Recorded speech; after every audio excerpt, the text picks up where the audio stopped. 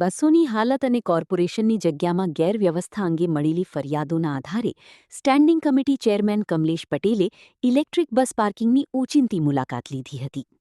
મુલાકાત દરમિયાન અનેક બસો બિનઉપયોગી હાલતમાં જોવા મળી હતી. ઉપરાંત પાર્કિંગ વિસ્તારમાં ગેરપ્રવૃત્તિઓ અને દારૂના અડ્ડા જેવી સ્થિતિ પણ સામે આવી હોવાનું જાણવા મળ્યું છે. આ સમગ્ર મામલે જવાબદારી નક્કી કરતા ઇલેક્ટ્રિક બસો સપ્લાય કરનાર જેબીએમ કંપની પર 25,000 રૂપિયાનો દંડ ફટકારવામાં આવ્યો છે.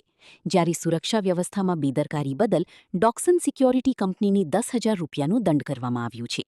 સ્ટેન્ડિંગ કમિટી ચેરમેન કમલેશ પટેલે અધિકારીઓને કડક સૂચના આપતા જણાવ્યું છે કે હવે દરરોજ એક અધિકારી દ્વારા બસ પાર્કિંગની મુલાકાત લેવામાં આવશે અને નિયમિત મોનિટરિંગ કરવામાં આવશે.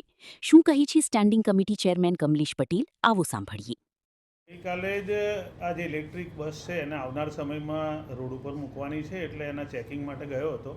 તો ત્યાં કેટલીક જગ્યાએ ગંદકી પણ જોવા મળી હતી. સાથે સાથે બસના દરવાજા ખુલ્લા હતા, ક્યાંક કાચ પણ તૂટેલા હતા. જેથી કરીને આ જેબીએમ કંપની છે જેની બસ છે એને 25,000 રૂપિયાનો દંડ કર્યો છે અને ડોક્સન કંપની કે જેની સિક્યોરિટી છે એને 10,000 રૂપિયાનો દંડ કર્યો છે. અને ફરીથી આવી કોઈ ઘટના ના બને માટે એમટીએસના અધિકારીઓને પણ તાકીદ કરી છે કે રોજ કોઈ પણ એક અધિકારી ત્યાં રાઉન્ડ લે અને એની જે પરિસ્થિતિ જે છે એનો તાક લે.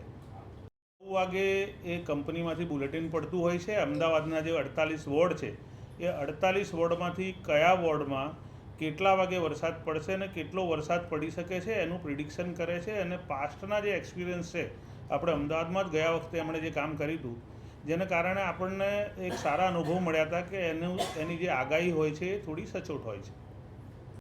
સરકારી કંપની જે પૂના બેઝ છે, ગયા વખતે પણ આપણે આ કંપનીને કામ આપ્યું હતું અને આપણને ખૂબ સારા રિઝલ્ટ મળ્યા હતા.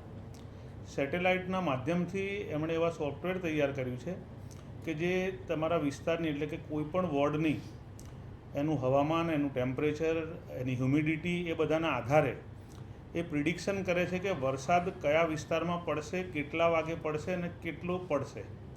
ગયા વખતે મેં કીધું એમ કે આપણને ખૂબ સારા અનુભવ રહ્યા હતા અને ખૂબ નજીવી કિંમતમાં કામ કરે છે. આ વખતે પણ એ કામને આપણે રિન્યૂ કર્યું છે. ऐसे ही अन्य खबरों के लिए चैनल को सब्सक्राइब कीजिए. खबरों का नोटिफिकेशन पाने के लिए बेल आइकॉन को जरूर दबाएं.